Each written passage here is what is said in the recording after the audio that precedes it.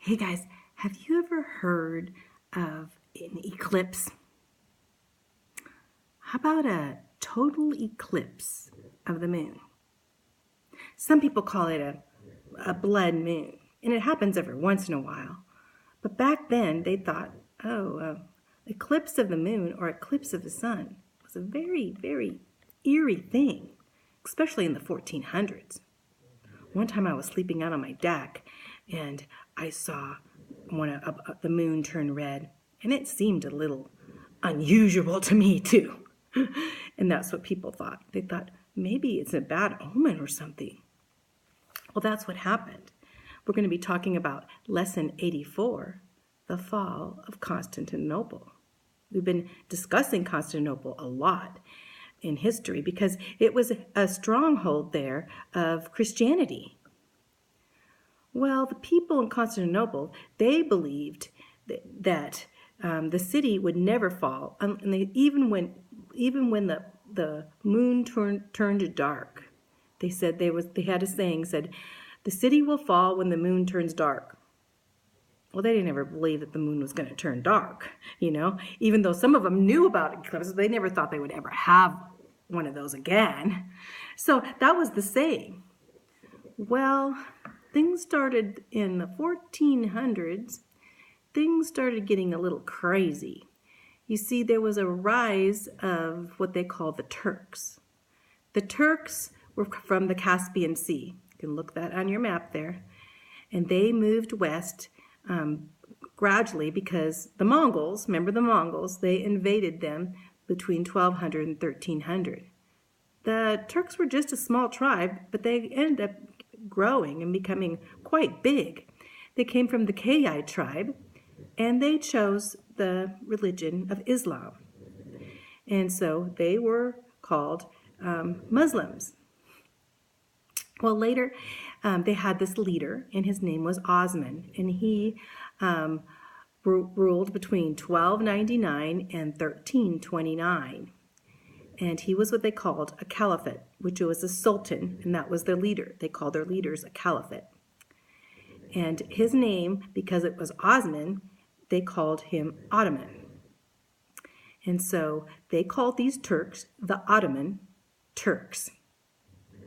Well, they were very set on conquering Constantinople, especially this one young man that we're going to talk about by the name of Mehmet. But the Ottomans, in 674, they tried to attack, and the Muslims tried to attack them, and they failed. They tried to put a base in the city of Bursa, which is pretty close there, and still they failed. And then they targeted the beautiful city again, and they had a triple wall, and they failed again. The Ottomans sailed through the Dardanelles, and they did capture Adrianople. So they're getting pretty close because Adrianople is 150 miles from Constantinople. So the Byzantine Empire was shrinking, and the Ottoman Empire was growing. They wanted Constantinople because they wanted it for their port, because it had a beautiful seaport, and they wanted it for its wealth. So Mehmet, and that Mehmet means Mohammed in their language, in 1432. He wasn't the Muhammad that you think that we learned about before. He was just named after him. And he was the Sultan. He became Sultan when he was only 12 years old. But he gained power in 1451, quite a few years later. He was very set on conquering Constantinople. He hired mercenaries and he was a crafty leader. He sent diplomats, but then when they would send the diplomats back, he would cut off their heads.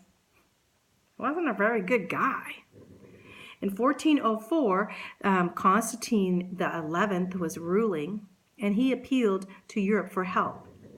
In 1444, the Pope Eugene, sent a small army, but the army was actually killed by Ottoman's army before they ever arrived, even near Constantinople. And then Pope Nicholas did send some archers there, but they too were defeated by the Ottomans. And in Constantinople, they plead for help to Europe. You see, they were Christians, and they plead for Christian help for the Pope or for the rest of Europe to help. But they kind of turned a deaf ear. Why? It wasn't really a goal for the Europeans to help such a faraway land anymore. And they had had too many calls for help, and they were tired of sending help to them. Also, they didn't think they really needed Constantinople as a Christian city, and that loss wouldn't really threaten them much. And the biggest reason was because the Roman Catholics and the Orthodox Church, they did not really get along in many areas, and they were fighting a lot against each other about their religion. And Catholicism was very unpopular in Constantinople. So they didn't get much help at all. So in 1453, a siege happened. Remember, a siege is when they barricade around the city there, and they try to get through the wall, and they don't let anybody in and out so they can't get food and supplies in. Well, in 1453, the population of Constantinople was 50,000, and the defense that they had was only 8,000 soldiers. Well, the Ottoman Turks had 80,000 or more with 100 warships. They were outnumbered 12 to 1. And the Byzantine Empire was outnumbered. So Mehmet II, the guy that I was talking about in 1453, he did the siege for 50 days. He wouldn't let anyone in and out of Constantinople. He couldn't get his warships in because they prevented this. They put a huge iron bolt chain around so that ships could not get into the harbor there. And Mehmet offered people to leave because he said he was going to take over, but everybody refused. They were going to fight to the end. The Muslims tried to dig tunnels under the walls, and the people of Constantinople destroyed those tunnels. The Byzantine warriors used their secret weapon, which was Greek fire. It was a mixture of sulfur and gas, and they fired it at the Muslims. And still it didn't hinder them much. They kind of stopped for a while, but then they came back again. The thing that really broke the Byzantine army in Constantinople was actually a new invention. There was a guy, and he what was his name here? Let's see. He was a Hungarian engineer named Urban, and he had this new weapon. And he wasn't just sell it to Constantinople, to the king Constantine there, and the king couldn't afford it and did not pay him enough. So the Muslims had the money and paid for it. It was a cannon that would fire stones that were 1,200 pounds. And they could shoot this cannon right into the wall and break the wall into pieces. And they could fire it like 7 times a day. The Byzantine army and Constantine, they didn't have anything like that. So we find what happened May 29th, 1453. Ottomans were all-out assault, and they got through. And even their ships came through because they pulled their ships across the land and got into the harbor. So they're attacking Constantinople from all sides. The Turks entered and started causing great destruction. And that night, they had a blood moon, a total eclipse of the moon. Kind of gives me shivers, you know. Constantine XI was killed. The moon turned dark. The Muslims thought it was a great deal. They were happy about that. The battle ended the next day at noon, and after 1,000 years, Constantinople had fallen. They had been there that long protecting themselves against the Muslims, against the Mongols, against the Russians, but now they couldn't. Now was the end for them. The Muslims came in and they took Christians as slaves. sad day, and they looted homes. And they named the capital Istanbul, which means Islamic city. It wasn't the beautiful Constantinople anymore after Constantine.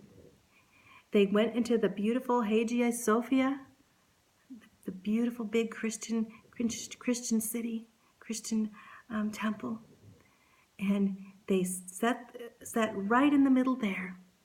Just 4 days earlier, the Christians had Sunday there, and now the Muslims set their headquarters and turned the beautiful Hagia Sophia into a mosque.